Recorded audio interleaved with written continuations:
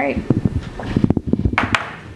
I'd like to call to order the Planning and Zoning Commission meeting for the City of Warrenton for Thursday, October 3rd, 2024. Our first item tonight will be a public hearing for Modern Canine Solutions Conditional Use Permit CUP 96. Mr. Burks, would you please, are you going to present first? Yes. You give just a brief overview of it.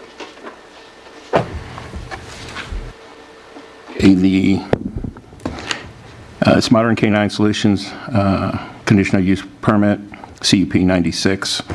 Applicant's name is Thomas Lovelace. The location is 1000 Warrenton Shops, number 1, in Warrenton at the Veteran Memorial Parkway. The total area is 21.82. It's currently zoned C3 Highway Commercial District, and the applicant has provided dogs in with training and overnight boarding service since the business was established. Conditional use permit is being sought to bring Modern Canine Solution into compliance with the city code. Per my report, all criteria for the conditional use permit and site plan have been met and are consistent with our current code. All right. Thank you, Mr. Burks. Is Mr. Lovelace or a representative for the applicant here to present tonight?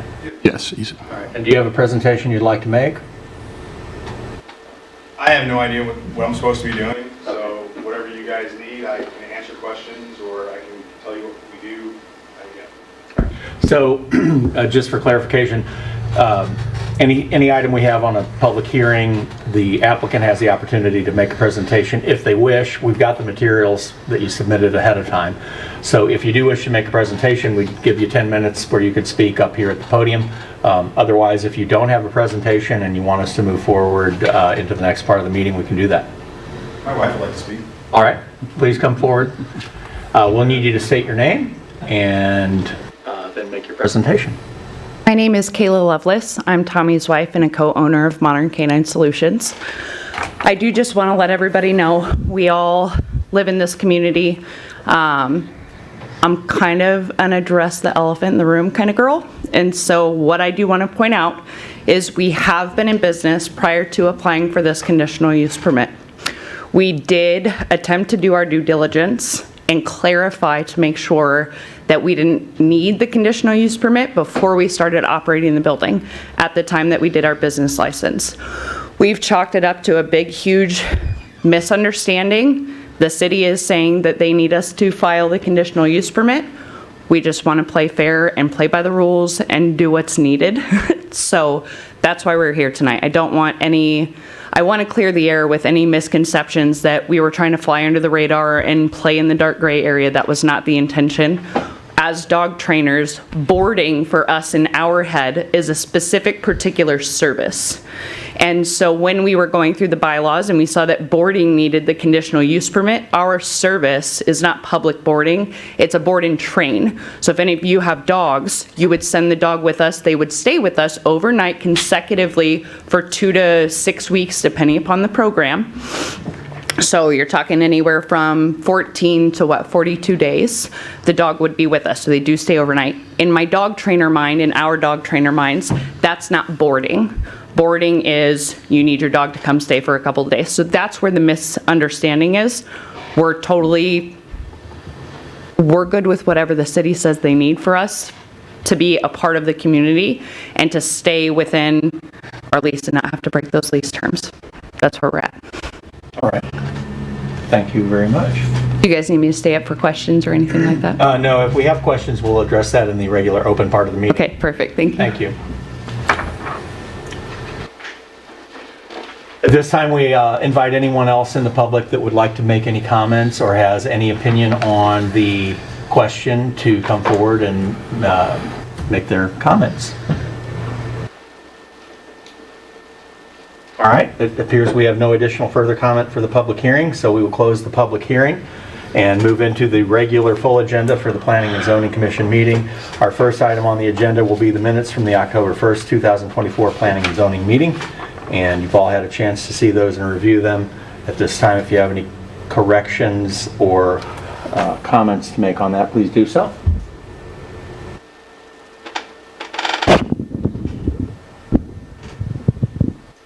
Move to accept the minutes as presented.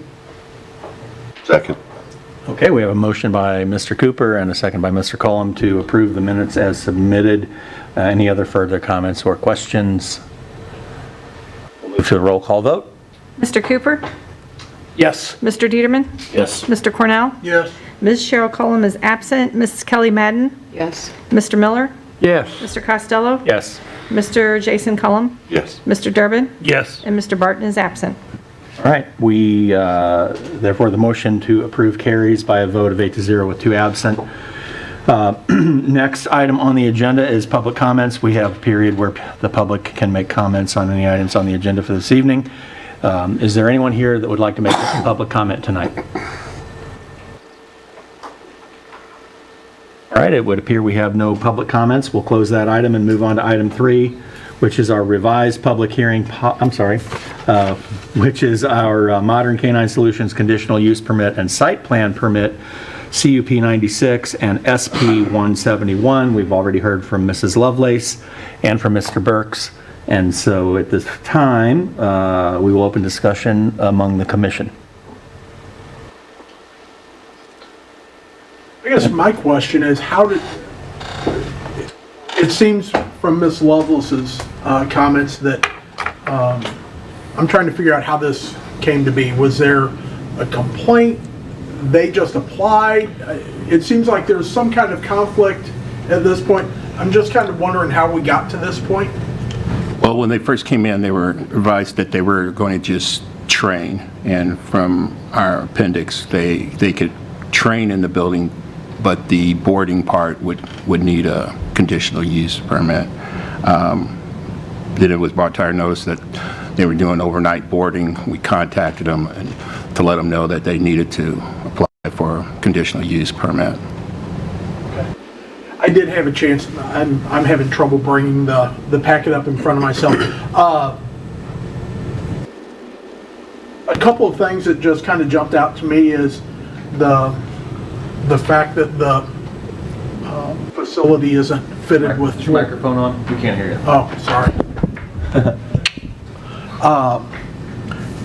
That the facility is not fitted with floor drains and just the sanitation would be a concern of mine.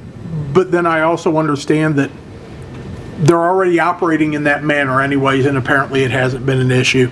I wonder what that could lead to in the future, right? If we allow them to go into this and operate without the facility equipped per code, what that does for in the future if somebody wants to establish a boarding business. And yeah, we don't have floor drains, but we know we can do it because it's being done at Modern Canine Solutions. That kind of conundrum. And that portion of that building was not designed for that, so it wasn't constructed for it. Can it be retrofitted?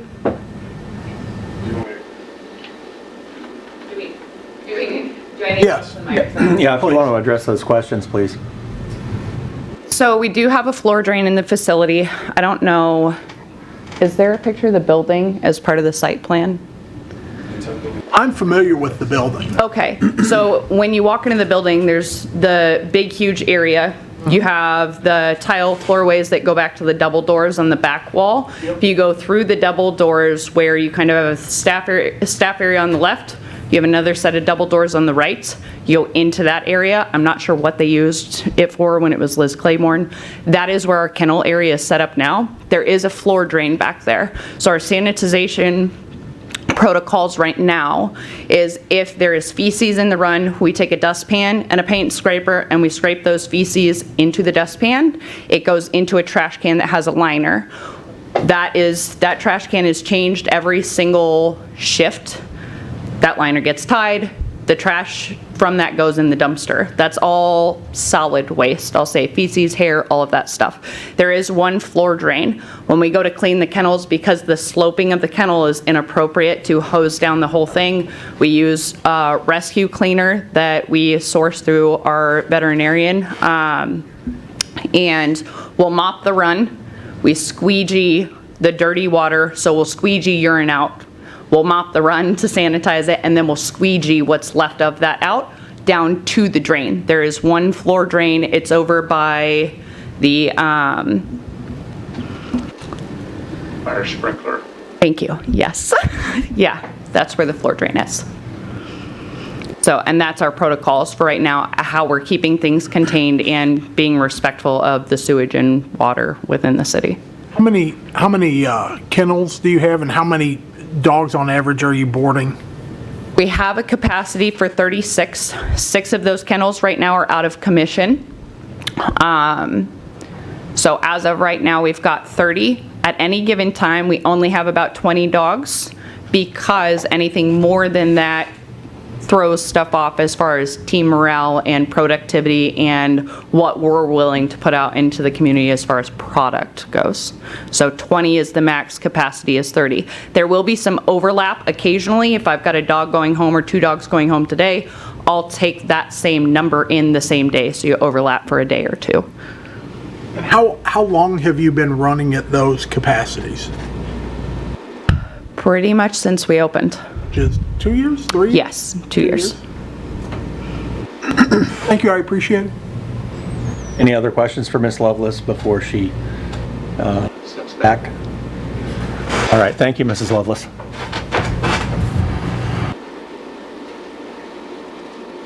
And I don't know if you have any other questions. You know, one thought that I've got is, since it's conditional use and the business isn't necessarily designed around the concept of boarding pets for overnight, for people to be on vacation and things like that, you know, if the commission wishes to put a provision in place, a condition in place where the overnight boarding can only be for those dogs that are that formerly are in training, and that short-term. there's a limitation for no, you know, just recreational boarding for, you know, people to drop their pets off and return to get them later without the training component.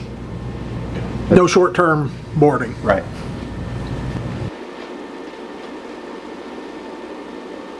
We have any other questions or comments? I did, along that, are each one of these dogs that are boarded, is that part of a training contract?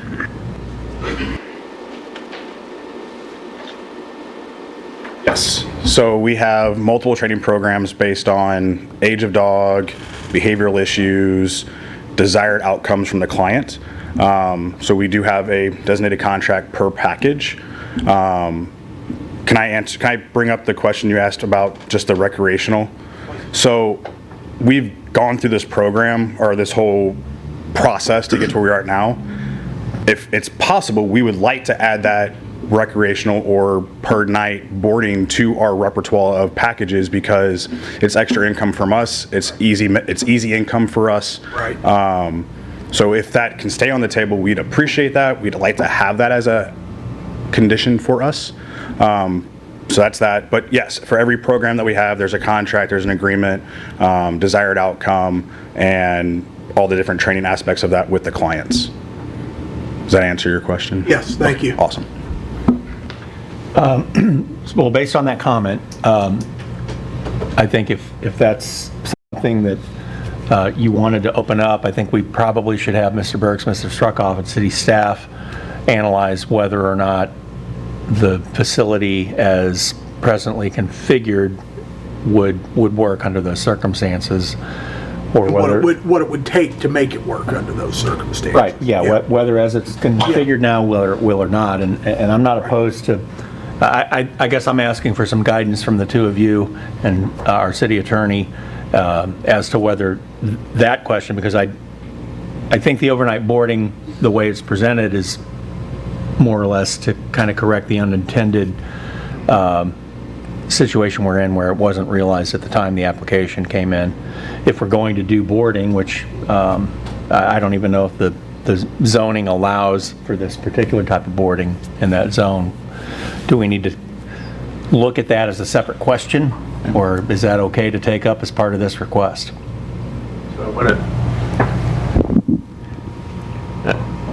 I guess I want to make sure I understand that you're your question is whether other boarding, we can kind of prospectively deal with other boarding now.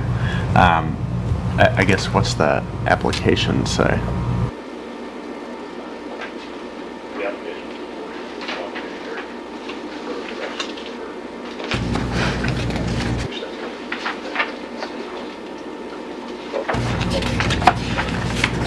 Yeah, okay. That's what they were planning. So, it sounds like then that's within the scope of what the application. Control.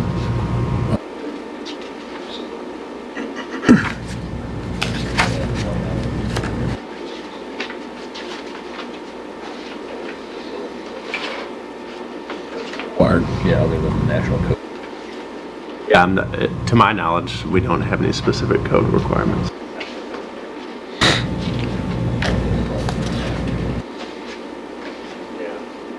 I'm just, you're right, but I'm not sure right now. I guess my position on it is, the business that they're currently running and have been running, it hasn't presented a problem. It seems like it was an unintentional, a miscommunication. I'd like for them to certainly be able to continue that. If we're gonna add in short-term boarding,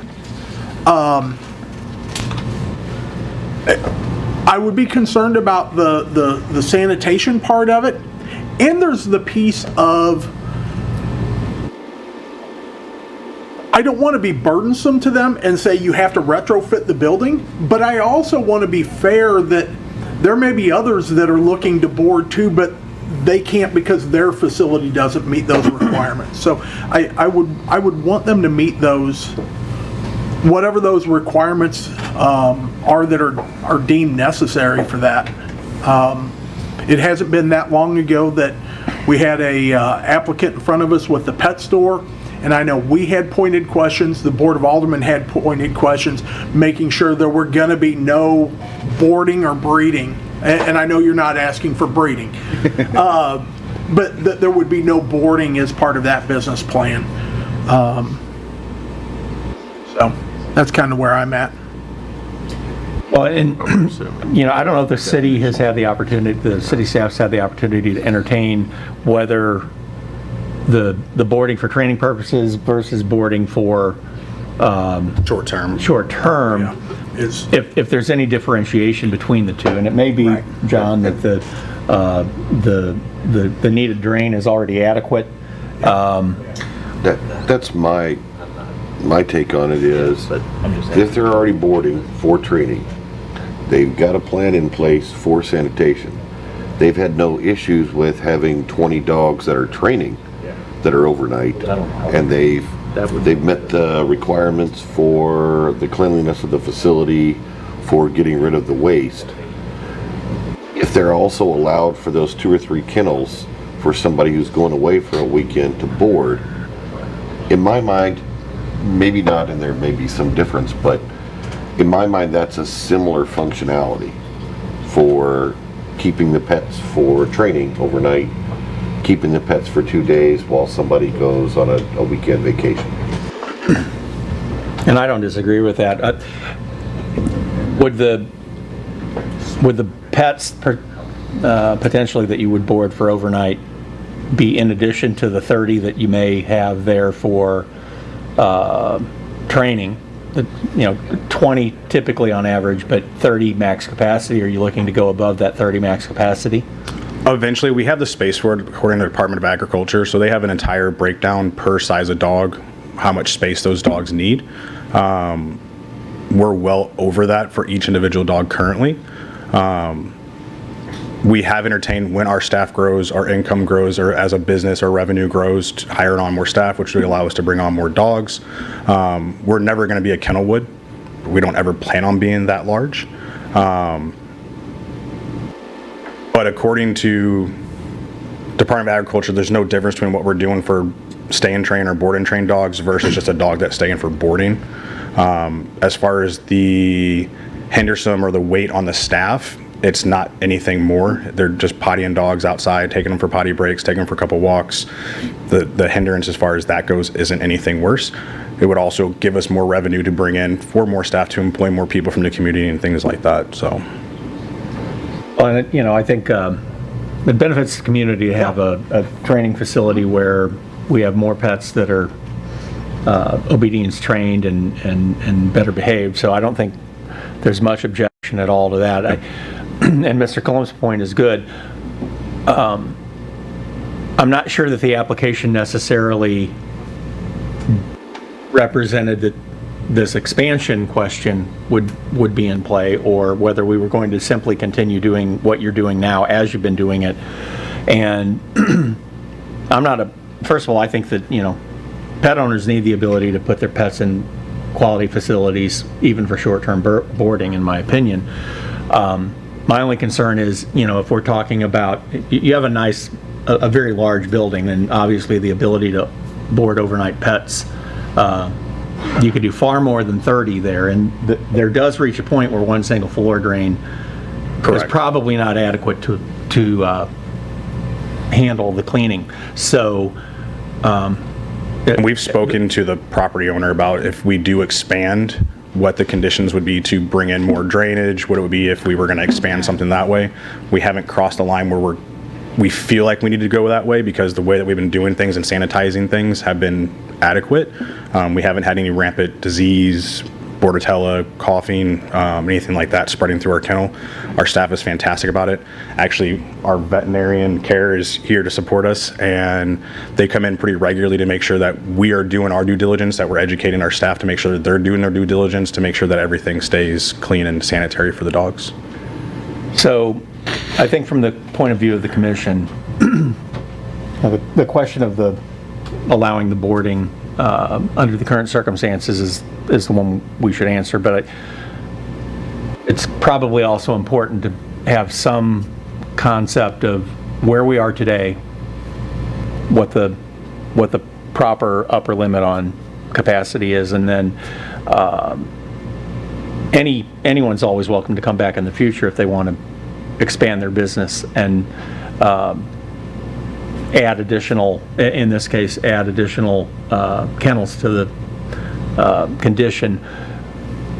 In my opinion, I think there needs to be a stated maximum in the current term based on what the current configuration of the facility is. And so I don't know what that number is, and I don't know if someone wants to make a suggestion, or if Mr. Lovelace, if at the present time, if we set a condition of allowing what you're asking for to not exceed the current stated 30 maximum, you will always be welcome to come back at a later date. Right, yeah, well, I think that did Mrs. Lovelace, did you not say 30s about the most you handle So right we now? currently we're set up for 36, but 6 of those are currently being broken down and refinished. Okay. So total right now we have 30 operable, but we're set up for 36.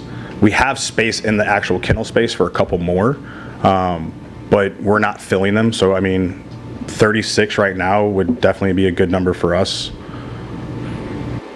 What if the conditions were limiting to 36 at any one time, and that any dog that is being boarded is boarded as part of a medium to long-term contract for training? It seems like that's kind of what you're doing now. Yeah. So sorry, go ahead. Go ahead. So I just want to verify. So when you're saying the boarding is the short term, what we're talking about?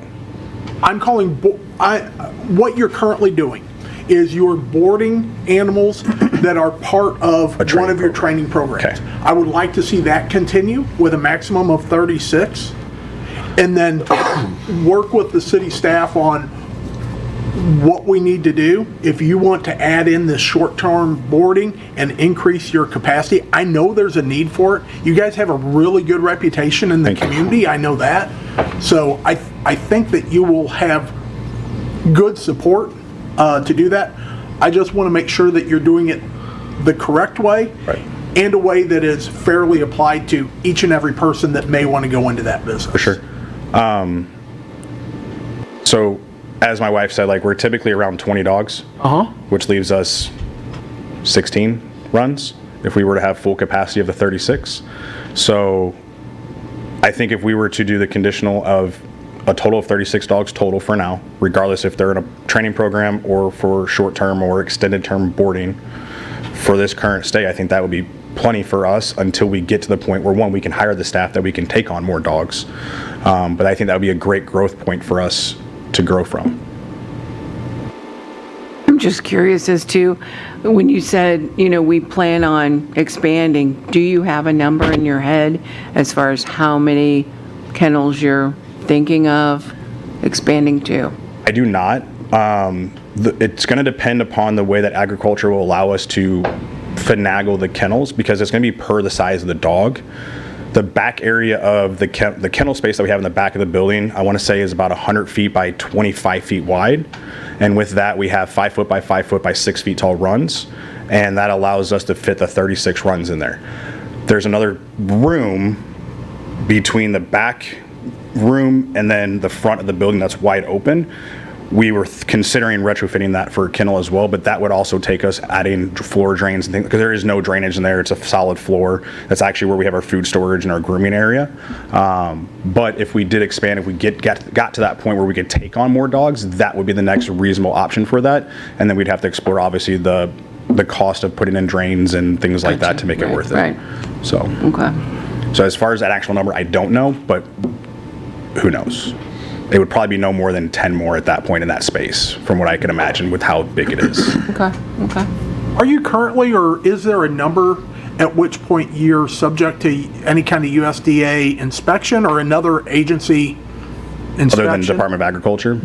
I'm sorry, Department of Agriculture. Correct. That's the only one that I know of. If we're breeding, then we'd have to get involved with USDA. But I believe, from everything I've been talking with Department of Ag, our mentor, our person there, they pretty much are the overseeing, other than the city and the county, of whoever runs those codes and all that kind of stuff. Does Ag come and inspect your Oh facility? yeah, we just had one just recently, and they Okay. do surprise inspections a couple times a year. Yeah, I feel better about that. Thank you. not that I think that you aren't meeting. it keeps your everybody on guidelines. the even playing field. Absolutely. Yeah, 100%. I would make a motion to approve the conditional use with the condition that they are limited to the current 36 capacity. And I wouldn't put any other conditions on at this point. I'll second it. All right, we have a motion by, Hold on. With that condition at the 36, that's with your understanding that if you go beyond that, if you do expand staff, then the conditional use would be void, so you'd have to come back here to explain after the city, and then come back here and we discuss that. We would do that prior to Yes. expanding, correct? Yes. Yeah, okay. Yes. and I don't think it would necessarily void it just simply would be a New condition. situation where if you wish to go beyond 36, you have to first come back Right. to get an approval for the expansion that you wish to add. Mr. Chairman, they'd have to seek amendment of that condition. Okay. That's what they would have to do. Right, but that's a good point, Mr. Cullen. And is that the whole process that we went through to get to this point today? Yes. Okay. So, based on that conversation, we've got a motion by Mr. Cornell and a second by Mr. Durbin to approve the Modern Canine Solutions Conditional Use Permit CUP 96 and Site Plan SP 171, with the condition that the boarding for any purpose, whether short-term or informal training, be set at a maximum of 36 at any one time. Is that correct? Perfect. All right. Do we have any other questions or comments? Roll call vote. Drew, did we want to do the conditional use and the site plan together? Is that what he said? No, I'd do them separately. All right, so the Conditional condition, use so let's first. limit this to the conditional use first then. Okay. Mr. Cornell? Yes. Kelly Madden? Yes. Gary Miller? Yes. Mr. Costello? Yes. Mr. Cullum? Yes. Mr. Durbin? Yes. Mr. Cooper? Yes. Mr. Dieterman? Yes. All right, that motion carries by a vote to 8-0 with 2 absent. and will go before the Board of Aldermen at their next meeting, which is Tuesday, October 16th. 15th, I'm sorry. Do we go appear at that one, or is that? Yeah, this will not be formally determined whether approved, it goes to denied, Aldermans. or amended until that meeting, so you would want to be there on your own behalf at that time. Awesome. Thank you, Board. Appreciate it for your time. Yep, thank you. All right, our next, Mr. Chairman, we still I'm need to sorry, we vote have on the the site SP. plan. Yeah, please. that's right, we have the site plan. So next item on the agenda follows on, and that is the site plan for Modern Canine Solutions, SP 171. You've seen that in the packet. Nothing's changing, I don't believe, is it? Yeah. Make a motion to approve the site plan for Modern Canine Solutions as submitted. Second? I second? I second. Second. Okay. All right, we have a motion by Mr. Cornell, and was Mr. Cullen first or Ms. Madden? I think she was. Second by Oh, Mrs. no, no. Madden. Sorry. You, go ahead. We'll give it to Mrs. Madden. To approve the Modern Canine Solutions Site Plan SP 171 as submitted. Any other questions or comments? Roll call vote? Mrs. Madden? Yes. Mr. Miller? Yes. Mr. Costello? Yes. Mr. Cullum? Yes. Mr. Durbin? Yes. Mr. Cooper? Yes. Mr. Dieterman? Yes. Mr. Cornell? Yes. And that motion is approved and recommended to the Board of Aldermen by a vote of 8-0 with 2 absent. And now we can move on to item 4, which is Hanson Ventures Boundary Line Adjustment, Subdivision 126. And what do we need to know on this? The applicant is Kyle Hansen. Location is 603 West Main Street, south of West Boones Lake, west of Pinkley Road. The project total area is going to be 0.82 acres. It's currently zone R2, single-family, medium-density residential.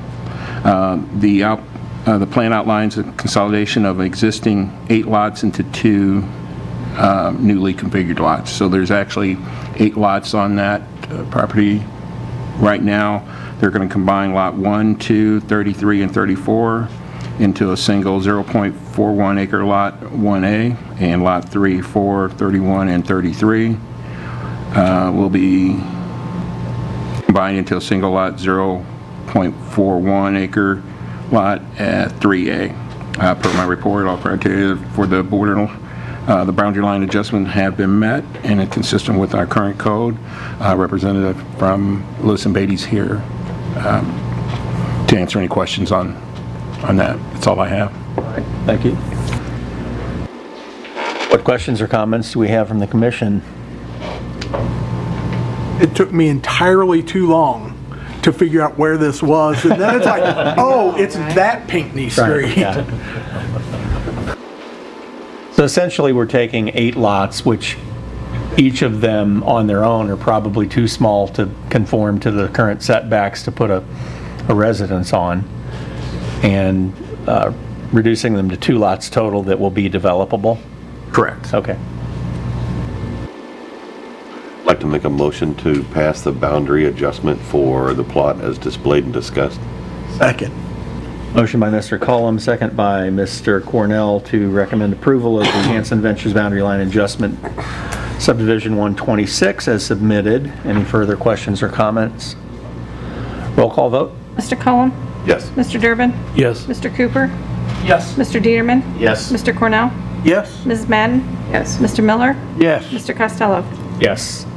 And that motion carries by a vote of 8-0 with 2 absent, and again, will come before the Board of Aldermen at their next meeting on Tuesday, October 15th. And finally, final item on the agenda tonight is the Frick Avenue and Nehus Edition request to vacate a 40-foot street easement. Mr. Burks? So this is going to be part of Frick Avenue. The applicant is Warrenton Elk Lodge, 2662. The location is Frick Avenue. It's going to be east of Lewis Street and south of I-70. The background owner, the property owner, Warrenton Elk Lodge, and Linda K. Strood to the north are the sole proprietor owners adjacent to the section of Frick Avenue in question. Linda Strood intends to donate her entire parcel of land to the Warrenton Elk Lodge, which will result in the Elk Lodge owning the entire adjoining property. So we're going to keep the utility easement for the road, 'cause we have sewer, water, but they want to vacate the 40-foot so they can get it cleaned up. It's overgrown now with trees and stuff. So per my report, all criteria to the vacate have been met and are consistent with our current code. We have representatives here from the Warrenton Elk Lodge to answer any questions. All right. Do you have any questions or comments from the commission? Pretty sure that portion of Frick Avenue is never going to be extended. So, It's in pretty bad shape. all that, and it would pour onto I-70. Yeah. Yeah. We need to. Do you have any questions for the applicant? Does anyone, Mr. Hicks, you're welcome to come forward. Well, Kent Hicks, charter member of the Elks, Warrenton, Missouri, and with me is the exalted ruler, Jeff Scanlon of the Warrenton Elks, and this was started, I assume you've read my letter by Linda Studi, wanted to donating a small triangular piece of ground. It's really too small to build on. There's no finished any street in front of it. But when I got to looking at it, obviously, if we also had the street with us, then it would join the current Elks property. And your code makes a difference between on-site advertising, off-premise advertising, so then it would really be on site if someone wanted to. We've had people that, want to get wedding and maybe put a temporary banner out there for the people from 70 to see it. And our new pavilion has a script Elks at the top, and if you're driving 70, when we take the trees down, you'll be able to see the Elk sign from 70, which will be nice advertising. And Frick Street is frankly full of dead trees and a big tree and 20 years of parking lot trash. So we plan on taking all that down and mowing it and basically turning it into a lawn. You do have utilities. They're keeping a utility easement, and frankly, if you needed to go in there and do any work on those utilities, you're going into a jungle, and we're going to make it a lawn, which would make it much easier on city staff if they would ever need to go in and do any type of maintenance there. We have no current plans for it other than, I say, just clean it up and make it look a lot nicer. It would join our property, and we currently mow grass. Probably are mowing a part of that little street, so we would just continue on mowing it then and wouldn't have to rely on the city to do anything. It might play in with, and this is just me speaking, might play in with us in the future if we wanted to build a new lodge or something. We'd probably go to that northeast corner, put something up, and then take the old one down, and then the ground might be of value to our children or grandchildren if they wanted to do something. So at this point, we just want to make a lawn out of it so people can see the lodge from I-70, and it's a good presentation for the Elks. Anyone have any questions for Mr. Hicks Or Mr. Scanlon. or Mr. Scanlon? Thank you both. Good plan. Any other questions or comments? I make a motion to approve the, is this boundary adjustment? No. Vacate. Vacate of Frick Avenue. Frick Avenue. Thank you. I'll second it. Motion by Mr. Cornell, second by Mr. Durbin to approve the recommend approval of the vacation of the street easement for Frick Avenue at Neeshus Addition. Any other questions or comments? Roll call vote. Mr. Costello? Yes. Mr. Cullum? Yes. Mr. Durbin? I am an Elk member if it matters, but I'm saying yes also. So is he abstaining? I can't hear him. Abstaining You should probably would be abstain, the best. Mr. Cooper? Yes. Mr. Dieterman? I have to abstain. Mr. Cornell? Yes. Ms. Madden? Yep. Mr. Miller? Yes. And the motion carries with, by a vote of 6 in favor, 2 abstentions, 2 absent, and that, again, will come before the Board of Aldermen on their meeting on Tuesday, October 15th. And that concludes our agenda for the evening, so we will close the agenda Do we have a report from Mr. Burks? We have no meeting for November. So the one meeting I can't make, we don't have anyway. It's because you're not going to be here. We didn't think we could do it. I wanted to save it for you. And we have a P&Z and board meeting on October 22nd at 5 p.m. Right. That's all I have. Well, you all know what comes next. Unless someone has a comment they'd like to make, we are ready for a motion to adjourn. So moved. In a second? Second. Motion by Mr. Cornell, second by Mr. Detterman to adjourn. Any comments or questions are not welcome. All of those in favor say aye. Aye. And opposed, same sign. We are adjourned.